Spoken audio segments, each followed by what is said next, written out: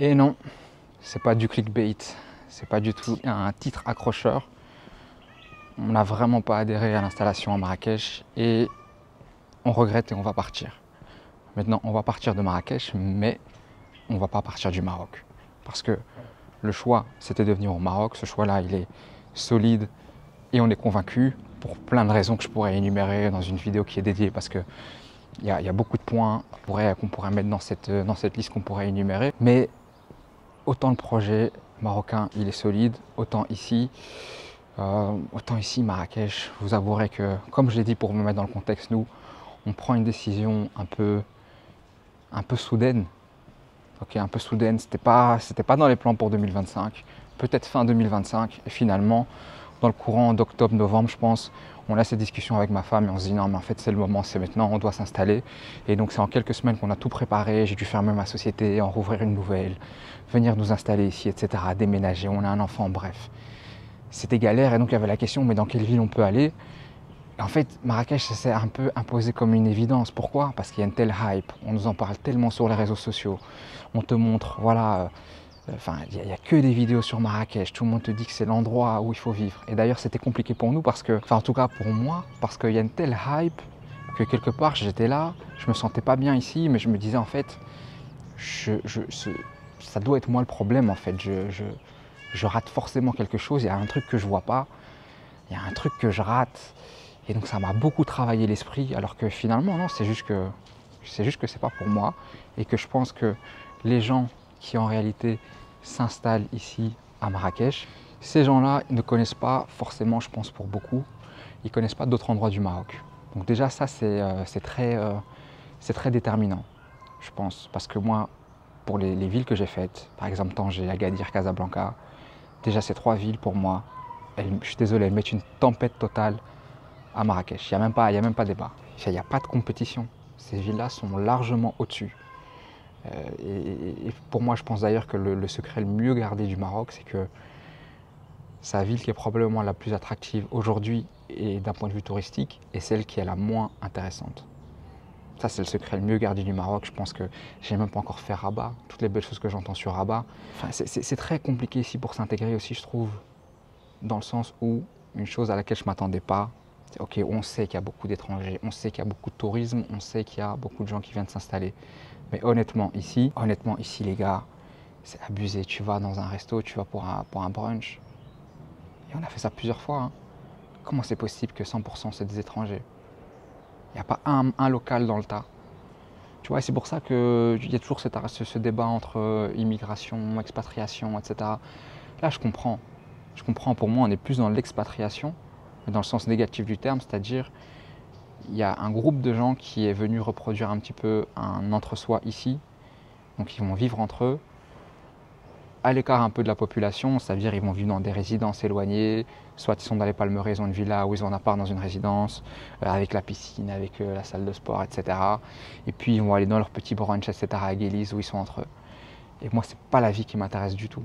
Tu vois, déjà, moi, le côté résidence, je trouve ça anxiogène. Pour moi, ça me fait penser à, tu vois, au parc industriel, là, où tu as plein de sociétés dans une zone qui a été construite uniquement pour ça, et où les gens vont que pour travailler, et puis ils sont tous dans le même, tu vois, ils se ressemblent tous, ils vont tous faire la même chose, ils rentrent chez eux, enfin, tu vois, un peu ce truc de passage, ben, c'est un peu ce que j'ai ressenti. Pour moi, quand on va à Casablanca, tu peux même aller dans un bon restaurant à Casablanca, la vérité, il y a 10-20% d'étrangers. Le reste, c'est des locaux. Donc c'est pas comme certains pourraient penser, c'est pas parce que c'est cher. Parce que tu vas à Casablanca, encore une fois, des restaurants haut de gamme, tu verras que c'est principalement des Marocains. Et que toi, en tant qu'étranger, tu seras plutôt la minorité. Et pour moi, c'est ça que je recherche. Je vais m'installer dans un pays. Je suis un invité ici. J'ai envie de vivre parmi les gens, avec eux, comme eux, une vie simple. Et j'ai pas envie de venir ici pour reproduire en fait la vie que j'ai en Europe, mais venir l'importer de force ici et l'imposer. J'ai l'impression en fait qu'il y a une société parallèle qui s'est développée, une société parallèle à la vie des locaux de Marrakech.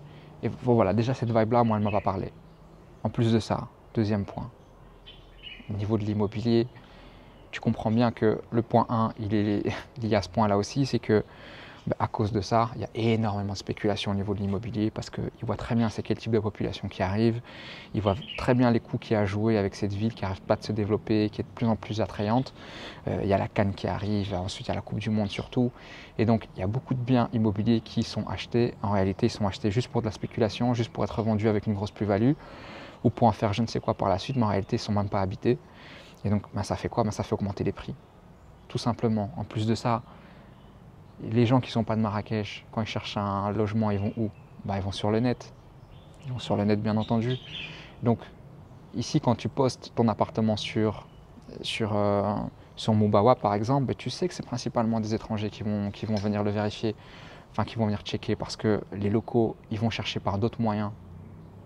Il y a d'autres moyens, il y a d'autres canaux. Ils ne vont pas forcément passer par ce site internet. Et donc, bah, tu as des prix qui sont affichés pour des gens qui viennent s'installer en réalité. C'est pour ça que tu as des 600, des 700, des 800 euros par mois. Parce que je te prie de me croire que, voilà, je vais donner un exemple. Moi, j'ai croisé un gars dans un marché. Tu vois, nous, on a pris un petit coin populaire tranquille. Je croise un gars dans un marché, on discute. Il m'explique, il me dit, ah, mais tu sais, je peux peut-être t'aider pour un appart et tout si tu cherches. Et voilà, 350 euros, le gars, il nous a proposé un 2 chambres au 2e étage. Tu vois, dans un coin qui est pas trop mal. 350 euros. Et ces mêmes appartements-là, alors je vais pas te mentir, hein, c'est pas un nouveau loft super stylé et tout, mais ces mêmes appartements-là, la même gamme, le même état, le même type de mobilier, parce que c'est des meublés, bah, tu vas sur mon Bawab, ce sera du 500, 550 euros minimum. Et en plus de ça, c'est ce qui est affiché. Mais quand tu contactes, ça aussi, c'est un truc que j'ai pas kiffé, c'est que tu sens un peu qu'il y a trop d'opportunistes. Il y a beaucoup de gens, ils sont venus ici de France ou de je ne sais où, ils veulent lancer leur business de l'immobilier, ils veulent voilà, ils veulent profiter de la hype qu'il y a, mais c'est des gens qui ne sont pas du tout sérieux, qui ne sont pas organisés, t'appellent, ça ne répond pas, t'envoies des messages, ça ne répond pas, tu dois courir après les gens. En plus de ça, ici, c'est toi qui dois payer. En gros, tu dois payer 1 mois de loyer à l'agence et sa commission. Et donc ça veut dire que tu travailles pour moi, en fait, c'est un service que tu es censé me rendre. Donc pourquoi est-ce que je dois te courir après? Tu vois, encore une fois, les meilleurs contacts qu'on a eu ici d'un point de vue de nos recherches pour un appart, ben, c'était avec des Marocains. Mais les gens qui viennent ici de l'étranger, qui lancent leurs agences, c'est un peu le chaos, c'est n'importe quoi. Et ça aussi, ça, tu vois, ça rajoute à la vibe. J'ai pas kiffé non plus. Donc je me suis dit, ouais, ici, quoi, il faut courir après les gens, il faut les supplier pour juste que tu me répondes, juste pour faire une visite. Il y a des trucs qui sont mis en ligne, finalement, on nous dit, ouais, mais il est libre que dans 2 mois ou dans 3 mois, c'est pas faire des visites, mais alors quand tu le mets en ligne, tu vois, tout ça, je me suis dit, c'est peut-être aussi un signe, il y a tout qui se complique. C'est compliqué, on se sent pas bien, donc pourquoi on va forcer? Pourquoi on va rester? Aussi, je pense que c'est pas la meilleure ville pour accueillir une famille, pour vivre une vie familiale. Encore une fois, je parle en comparaison avec ce que le Maroc a à offrir. Si tu as une famille, tu dois choisir entre vivre à Rabat, de vivre à Mohamedia, à Temara, de vivre à Salé, de vivre à Kenitra, de vivre même à Tanger ou à Tétouan, même à Gadir, je vois pas quels sont les éléments qui vont jouer en faveur de Marrakech. Après, il y a peut-être d'autres villes où on va me dire ouais c'est cher comme Casa, parce qu'on va retourner un petit peu à Casa, parce que je connais plus, et j'ai franchement plus kiffé. Alors les gens vont dire ouais mais Casa aussi c'est cher. Ok, mais Casa je sais pourquoi je paye. Casa je paye parce que c'est le centre économique. J'ai des clients là-bas, il y a du business, c'est là-bas où il y a les sociétés. Tu vois, la ville elle est super bien développée, etc. Tu as la mer. Donc là tu comprends. Tu dis ok c'est ça que j'ai en contrepartie. C'est la même chose par exemple si tu vas à Rabat. Ce que tu vas payer à Rabat, c'est la propreté, une sécurité extrêmement élevée, et c'est le fait que tu as toutes les administrations, etc., que tu as les infrastructures qui sont développées, les hôpitaux, les écoles et autres. Et donc tu te dis, ok, même si je paye 500 euros, ben par mois, par exemple, pour mon appart, ou 600 euros, je comprends pourquoi. Ici à Marrakech, je me dis, mais attends, j'ai l'impression que peu importe ce que tu veux faire, tu te retrouves à Guélise. Hein, tu vas aller manger un truc, tu vas aller te poser, ok. Et mis à part ça, tu fais quoi pour quelqu'un comme moi, qui est plutôt un gars famille, posé, tranquille? Ben là aussi je m'y retrouve pas. Je m'y retrouve pas. Et c'est un peu pour toutes ces raisons-là où ben, à Marrakech, nous, on n'a pas accroché. Franchement, on n'a pas accroché du tout. Encore une fois, quand on se balade dans les rues et tout, je peux comprendre. Hein, tu vois, c'est super beau. C'est super beau ici, regarde. Tu vois, c'est un coin, j'aime bien. Je viens juste pour me poser. Pourquoi? pour me balader parce que ben, c'est super beau. Tu vois, ça je comprends au niveau de l'architecture, au niveau du design, mais mec, ça coûte combien de vivre ici? Ça coûte combien si tu veux une maison juste ici pour la location? Ça va être, euh, ça va être impayable. Donc ouais, sur ce point-là, je vais pas dire le contraire. La ville, elle est super belle. Je peux comprendre encore une fois la vibe, ce côté un peu bohémien.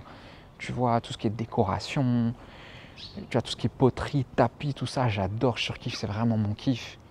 Mais c'est pas ça qui va déterminer si tu te sens bien ou pas dans une ville quand tu t'y installes. Et ça, je pense que c'est important d'y réfléchir. C'est pas à l'esthétique, c'est pas les photos Instagram que tu vas pouvoir poster, c'est pas les lieux où tu vas bouffer. Je pense qu'il faut regarder plus au niveau des prestations de la ville et de ce qu'elle a offert aussi.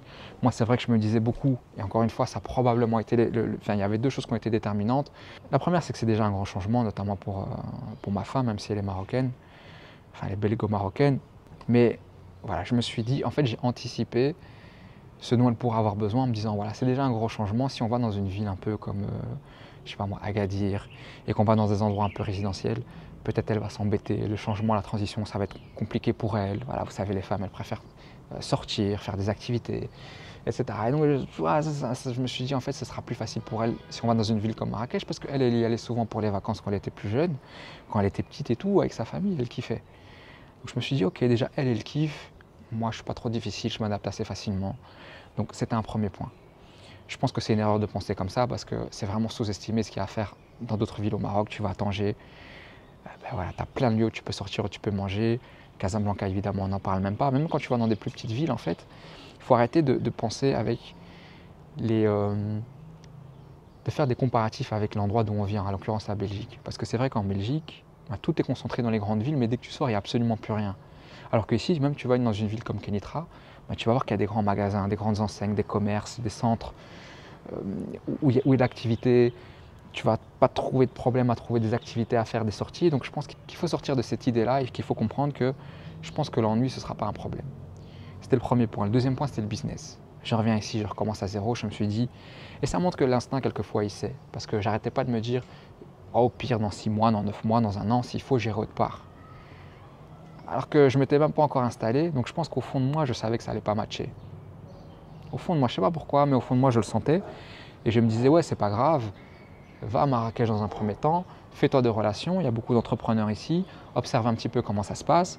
Par rapport à tes services, tu pourrais facilement trouver des clients, parce que voilà, c'est pile poil les types de profils qu'il y a ici, c'est exactement le problématique que moi, je peux solutionner.